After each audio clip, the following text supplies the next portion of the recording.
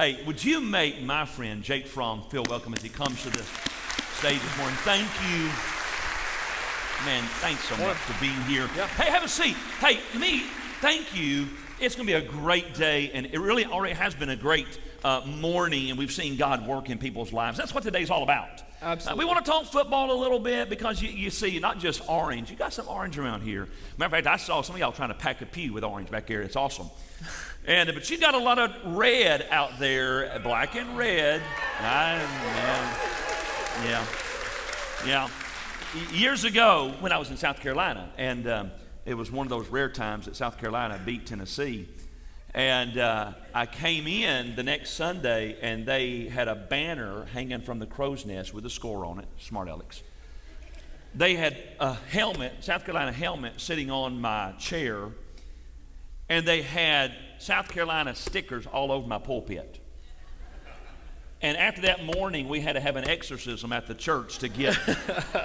I'm just kidding. Anyway, you've got Georgia fans out there. Make Jake feel welcome this morning, guys. Thank you for being here.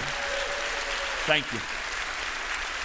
Oh, wow. It's been a great day. Man, it's been awesome. Man, I'm excited to be here with you guys again this morning. Anytime like you get the opportunity to go and speak on God's behalf, like, man, I'm excited about it, and I hope I do well. And I want to tell you, church, too, as well. I feel for you a little bit, right? You're like, Jake, how do you feel for us? You don't really know us. Well, growing up in Middle South Georgia, obviously, we're in dog country, right? And growing up in my home church, my pastor was a little off his rocker too. He was an Alabama fan. You guys got to deal with a Tennessee fan, so I feel for you a little bit. It's tough. It's tough out there. Man, we're so glad to have you here this morning. Hey, so introduce. So again, there are, I guarantee you, Georgia fans out there this morning who probably even know your stats better than you do. But for those that don't, hey, would you introduce us to your family this morning? Yeah, absolutely. I got my beautiful wife here with me this morning. We met at the University of Georgia, and she's also carrying a little one in her stomach. We're expecting a little boy next month, March 17th, and we're excited about that. Caroline, thank you for being here. Thank you for being here this morning. Super excited. And so, hey, they're going to want to know a little bit, so we've asked some questions this morning, and we had a great time. God's already even used you this morning. God used you this past weekend. Friday night, you traveled over to be in the Bremen, Villa Rica area with one of my friends over there, and you saw several folks give their life to Jesus Friday night, and then, of course, this morning. So before we get to that, though, share a little bit, because they love these things, the Georgia fans. They love this stuff. It's crazy. But share some of your favorite memories, those infamous memories when you first went to Georgia, and that they would love to hear this morning. I mean, these chairs are so comfortable. I didn't notice how nice these chairs were until we went over to the middle school. Oh, yeah, those are chairs over there. These chairs right here, this is it. So I could sit here and tell stories all morning. Just to give you a quick one, it's like right when I got to school, I graduated early from high school and enroll early into college, so I could get there, get some more reps, do spring ball there, and I knew Coach Smart was crazy. I just didn't know how crazy he was and how intense he was. Tennessee Vols fan, we knew that, but y'all knew that already. So this is my first practice, and the first practice for an 8-year-old kid practicing with college guys, like I should still be in high school, and so the whole practice just goes by a blur. It's fast, and we get to the end of practice. We're doing a 2-minute drill. Already I'm working with the twos, and one of the first couple snaps, a defensive end brushes by me, and he like barely just touches my shoulder. We're in helmets, no pads on, right? So you can play, but you can't really play. And what's the one thing a quarterback can't do during 2-minute drill is take a sack. Well, Kirby blows the whistle, and when he blows the whistle, he comes over to me and he rips into me and he lays me a new one. I had no idea you could get cussed out that bad. Had no idea. I'll never forget that chewing that I got that day and my kind of welcome to college. Yeah, you didn't want another one, did you? I did not. So I'm walking on thin ice trying to do everything right after that. So he walks around with a microphone and he'll let you know if you're off your game. That's one of those tough memories starting out. Hey, what's your best memory? You think back on your years at UGA. What's your favorite memory? One of those things that you kind of from time to time go, you know what, man, that was so good. I so enjoy that. God gave me that opportunity. What's that? Yeah. I mean, I think about the people that I met. You know, we can kind of discuss it and talk about that later. But you know, a specific event, and people come to me and tell me this is their favorite all the time is the Rose Bowl. Yeah. Like, you know, later that year. I mean, we're out west. We're winning, and we're doing something that Georgia hasn't done in a long time.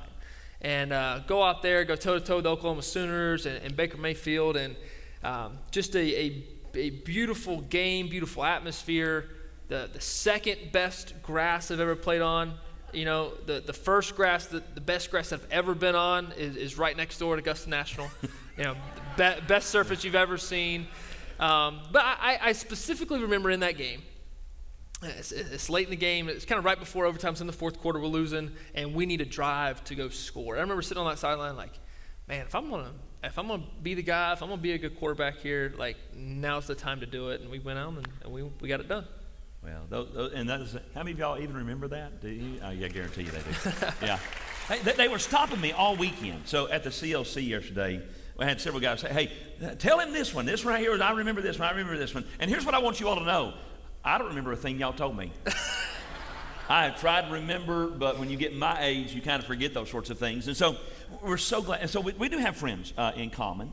And may get a little bit ahead on this one, but Thomas Settles, who's going to be with us here at the men's conference. And Thomas, or T-Set, and I are friends. We met a couple of years ago, first time at James Merritt's 70th birthday party up in Buford. There were 7 of us plus the Merritts there, and T-Set is sitting across the table from me. Chappie's right next to him.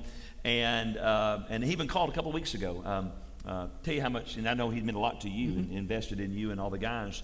And but he loves his players. He loves his church. And one of his members had a child, I think it was, that got horribly burned, and they brought him to the burn center. And he was calling just, hey, make sure we take care of this family. And so when you were at UGA, you had that opportunity to be around T-Set. Yeah, I mean, T-Set's that guy. Like, he cares for you. He knows you. T-Set was special just for us as players because he's in the building. He knows us. He's got a pulse on everything. So he knows what you need and when you need it. And he's also, too, a great facilitator and just, you know, planning events, getting guys in the right spots. Does a great job of just corralling guys. And guys who are interested and maybe don't quite want to live the Christian lifestyle yet, want to kind of push that off down the road because you're in college, and just a great job of just kind of reeling them back in and getting them involved, and just sharing the gospel to them. So you were raised in Warner Robins. Yep. And matter of fact, we got there Scott. Scott was raised in Warner Robins. Nice. Over at Second. And so any other Warner Robins folks in here? There's one right there. Anybody else Warner Robins? North side, okay. Yeah. Anybody else Warner Robins in here? And so you grew up at a great church. Mm-hmm. And I know your pastor. I know the church. Jerry Wall's been there forever, and he ministered to one of my closest friends when he had a need. And so God allowed you to be raised there. All opportunities. You played here in Augusta area, and matter of fact, at Richmond Academy, you played at Richmond Academy a couple of times. You said earlier. Played Grovetown, played Greenbrier. Yeah. Evans, Lakeside. I mean, hey, we played. We were in that region like my first 2 to 3 years in high school. So, I mean, for me, coming to Augusta is a great time because I'm doing one of 3 things. I'm either playing football, I'm going to church, or I'm going to the Masters. So, again, we talked about it this morning. Whenever you go between Warner Robins and Augusta, you usually end up on a goat trail somewhere. No good way. And so you were having to come back and forth over here. I used to think GPS would take me, Scott, through like people's yards, trying to get over from there. So again, God brings you to Georgia. You have a phenomenal success there. Tell our folks again where you are now, professionally, your career, what you're doing, and you know where you're at. Yeah. So I just finished year 4 in the NFL. Man, every year in the NFL is a blessing. It's a tough league. There's some really, really good football players. It's kind of a cutthroat business. What have you done for me lately? And man, every day I get to walk up to the building and make sure my ID, my fingerprint still works. I'm good to go. It is a blessing. My wife and I, we live in Athens. We've lived there the last 2 years. We also got married in July of 2021, so we're coming up on year 3. You did that great. I want you to know. Awesome. Yeah. So I just want to make sure I hit that, I highlight that, So this is the off season kind of here now. I spent 2 years in Buffalo, 6 weeks with the New York Giants, last 2 years in DC. And yeah, I mean, the NFL locker room right now is my mission field. And for me to go out and try to share the gospel, live out the gospel, and live out a day-to-day life that honors Jesus, that's my goal, and that's what I'm trying to do. So kind of piggyback on that, talk a little bit. Again, we talked about where you're in church, where you were raised, with Jerry down there. And I think the most important thing, because you got a Super Bowl tonight, and we don't know who's going to win. Mm-hmm. But we know that the only way to win in this life, how to win the Super Bowl of life, is to have a personal relationship with Jesus. That's what matters most.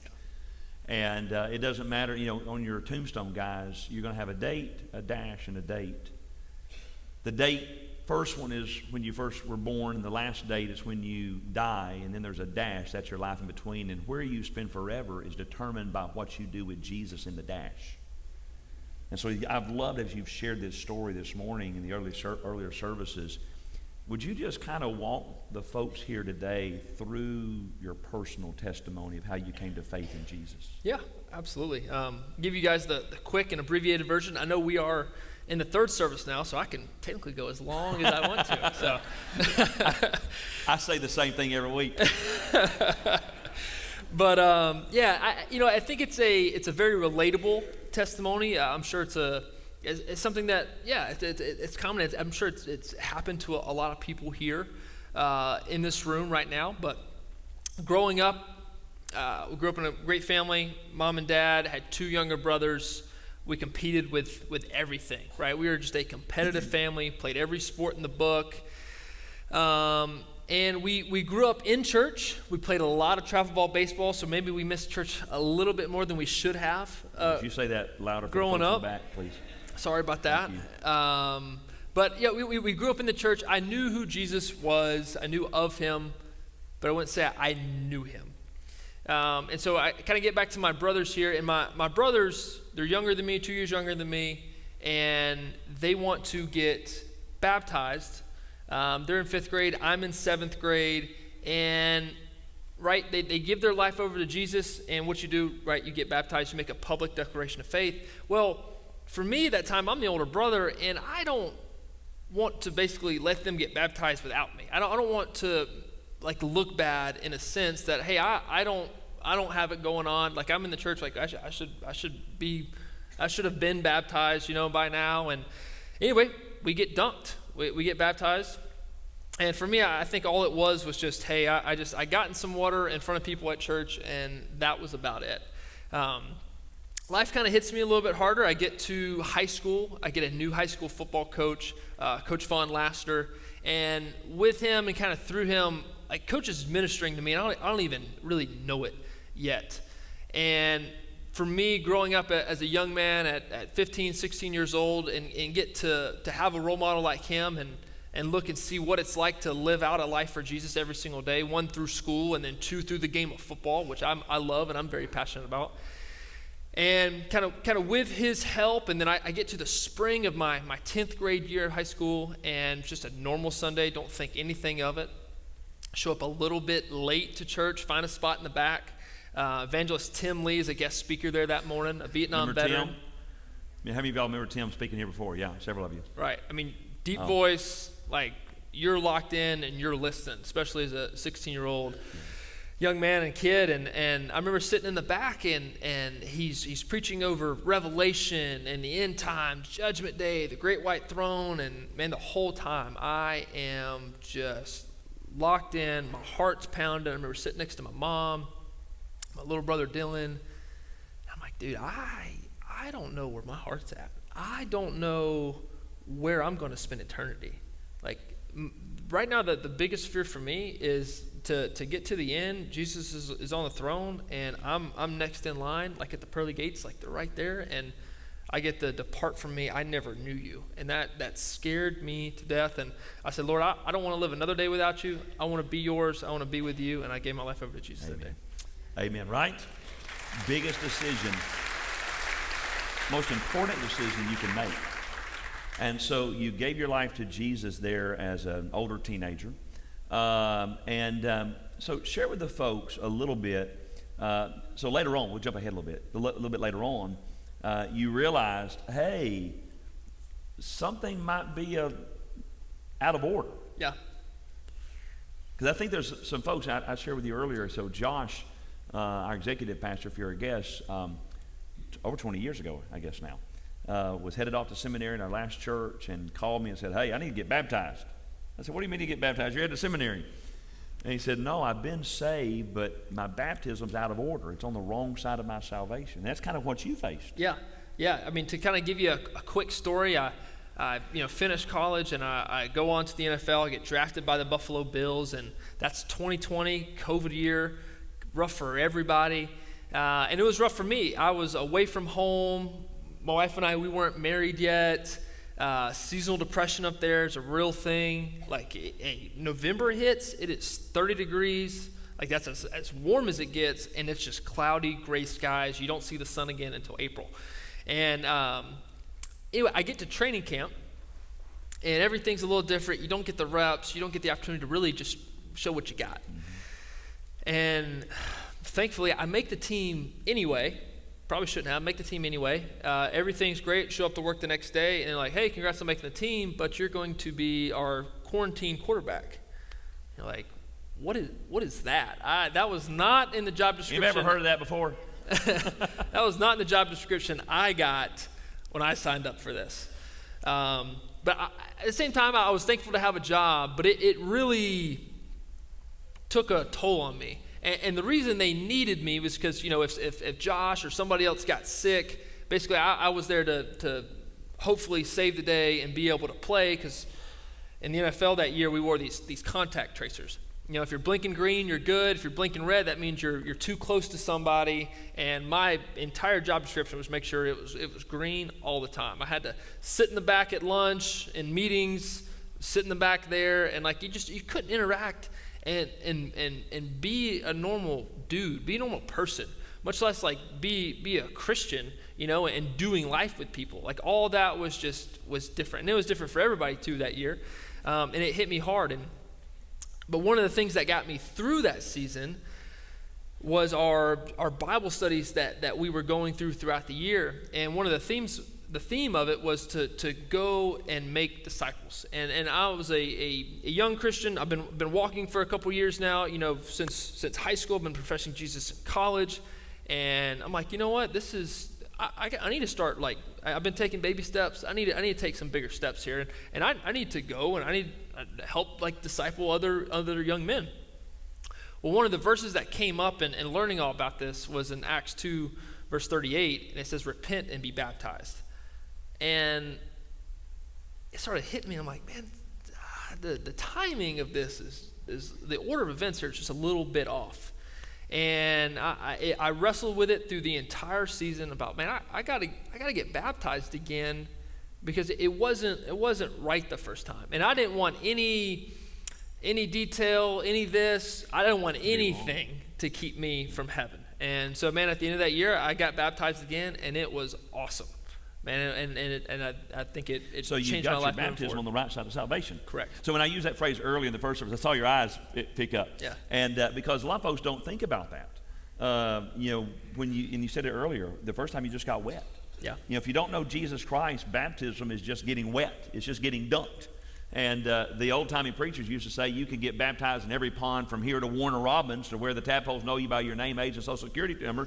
But if you don't know Jesus Christ, you're not saved. And so you had trusted Christ, repented. Yep. Time to get baptized. Yep. And so you did that. And so you might be here this morning. And maybe that's kind of where you are. You've trusted Jesus, but you've never been baptized. And maybe this whole day is for you to realize, you know what, I need to get my baptism right. I need to get my baptism on the right side of my salvation. So you've got some athletes here today. I see them in the balcony and that kind of thing, and parents of athletes.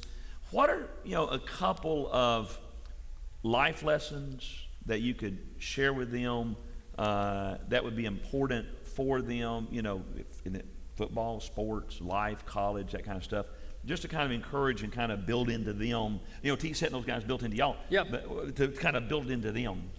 Yeah, I mean, just one of the most important things that I'm trying to get a better discipline of doing now as a young man, it's like waking up and getting in the Word. Like how important that is. Like, man, if I want to know my Creator on a deeper level, like He wants to know us. Well, I mean, I want to learn and build that relationship with Him. I want to learn more about Him as well. Like the only way to do that is to open up His book and read the words. Right. Like in the book of John, it starts off in the beginning was the Word, and the Word was with God, and the Word was God. Like that's how we learn more about Him. And two, on that as well, like this world out here, it's a tough and nasty place. Like it'll beat you up, it'll chew you up, and it'll spit you out. Like it don't discriminate. It's tough out there. And in the book as well, in the book of Ephesians, it talks about putting on the full armor of God. Well, for you athletes there, I'm not going to go play a football game, not an NFL football game, without a helmet on, without shoulder pads, without the right cleats on. Like, in order to go compete out there in life, to protect yourself from the enemy, he's good, he knows you, he knows all your weaknesses. To protect yourself from him, we got to wake up and daily and make sure we're putting on the full armor of God. Yeah. You don't want to play a football game without your helmet. No. And you don't want to live life, Christian, without your helmet. You will get your clock cleaned. And so, that's one of those things that's so very, very important. So as we kind of begin to wrap up, we got just a few more moments. Again, you've got those persons out here today. So there's three, that I've got in mind.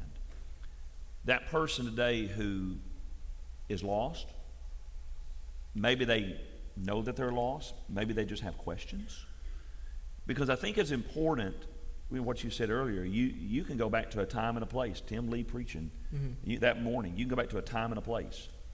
And I think that's so very important in order for you to have assurance. Is to be able to go back to a time and a place. Not just I was raised in church, I'm a good person, my parents were Christians, but to have a time and a place. For me, I told you there, for me as a 15-year-old boy, I kind of had the same story. Walked the aisle when I was 4 years old, walked it again when I was 7 years old, was dunked. Not a Christian. I gave my life to Jesus as a 15-year-old boy on a Wednesday night after a youth meeting when they were talked about the second coming. Yeah. Showed a movie. God got a hold of me. Went home, got me down beside my bed, and there gave my life to Jesus Christ. And so when you're out there in the world and you get a bad report and the doctors say, I got to talk with you, you've got to have that time and place to be able to go back to. So for that person here this morning who doesn't know, no assurance, or perhaps they do know that they're lost, what would you say to them? Number two, for that person who is a Christian, but they're scared to come out and tell us, nervous what folks are going to say when they walk down front, but they need to be baptized. And not again, that baptism doesn't save you. Baptism is just an outward expression of an inward decision. Yeah. That's kind of like wearing your wedding ring, guys. You can take your wedding ring off and you're still married, but when you wear your wedding ring, it's telling everybody that you are married. That's what baptism does for you. It tells the whole world that you're a Christian. For that person who's kind of struggling out there today, you know what, I've trusted Jesus. Maybe it was in a service a couple of weeks ago or a long time ago, but I've never been baptized or I need to get it right. What would you say to them? And then lastly, for Christians who are saved, they're right with the Lord as far as they know, but they're just living out there is tough. Mm-hmm. So let's talk to those three groups as we begin to kind of wind it up. Yeah. First one, who needs to be saved. Yeah. I mean, for the people out there who don't know Jesus, the God of the universe knows you, and he knows you by name. Like, the God of the universe, he loves you so much that he sent his only son to die on a cross for you. You know, and it's only by his death and resurrection that we get this awesome opportunity to have this gift of salvation. Like, you can't earn it. There's nothing that I will ever be able to do in this life that could ever earn salvation. Like, it is crazy to me. I still think about it all the time, but it is awesome.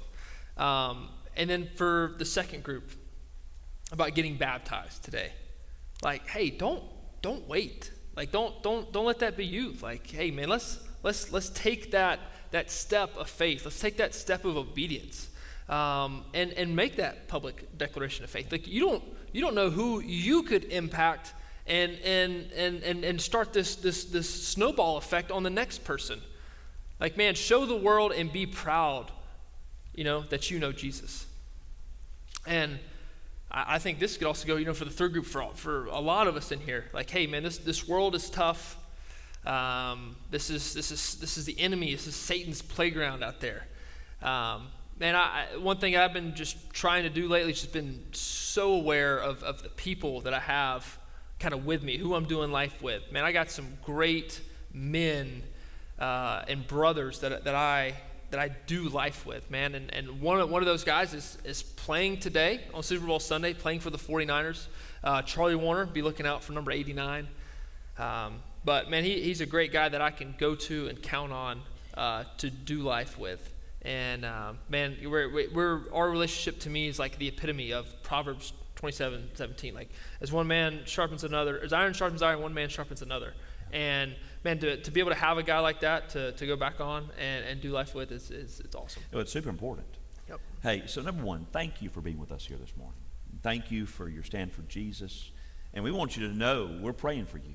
Thank you. And right, church, we're praying for him. And for you guys, as you, thank you, Caroline, so much for being here. And as you all get ready to welcome your new one your son into the world. Yep. I would tell you, you said in the early ones, you don't know what you don't know yet, and you don't.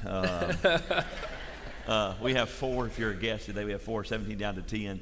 And I was saying earlier, my favorite age, so we've kind of grown past it, my favorite age is 2-year-olds. I mean, you're going to be, it's awesome. And they talk about the terrible twos. No, they're awesome. Yeah. And you guys are just about to have just an amazing time. And we are praying for you. We are so proud for you. And we're just thankful that you came to worship and to bless with us and to share your story today. Church, we make them feel welcome this morning. Again, thank you. Thank you.